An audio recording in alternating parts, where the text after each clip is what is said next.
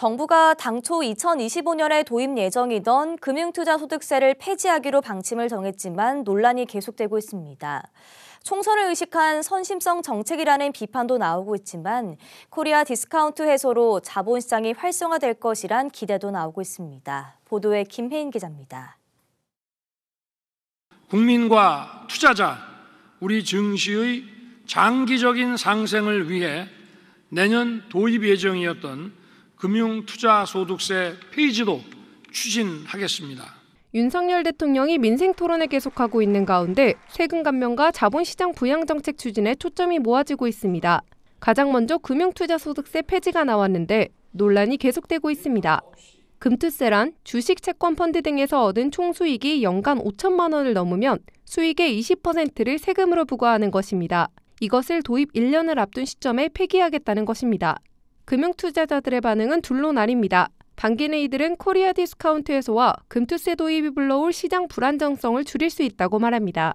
국내 주식 투자를 좀 유지해야겠다 이런 생각이 많이 들었습니다. 금투세가 시행이 됐으면은 세금을 회피하기 위한 뭔가 움직임들로 인해서 주가가 오르락내리락 할 것 같다는 생각이 많이 들어서 정부는 증권시장 활성화를 위해서라지만 부자감세라는 비판이 많습니다. 기획재정부가 10년간 11개 증권사의 주식 거래 내역을 분석해 추산한 결과 금투세 과세 대상자는 15만 명입니다.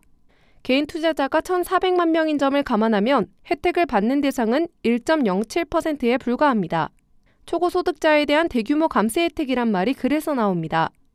수익률을 그냥 10%라고만 생각을 해도 1년에 주식으로 5억을 운영하셔야지 사실 낼 수 있는 세금이에요. 그러니까는 전체 1%만 내는 세금이니까 부자 감세라고 해도 지나친 건 아니겠죠.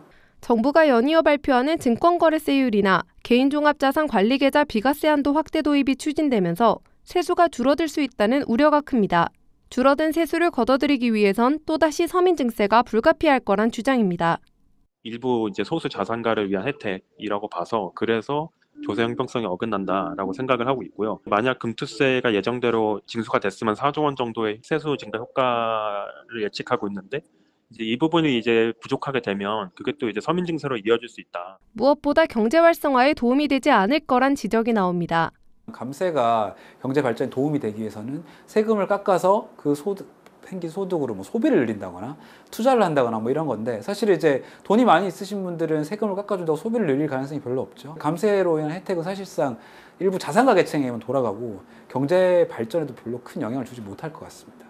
지난해 역대 최대 규모의 세수 펑크에도 불구하고 총선을 앞둔 시점에서 정부의 선심성 감세 정책으로 건전 재정이 위협받을 수 있다는 우려가 커지고 있습니다. 굿티비 뉴스 김혜인입니다.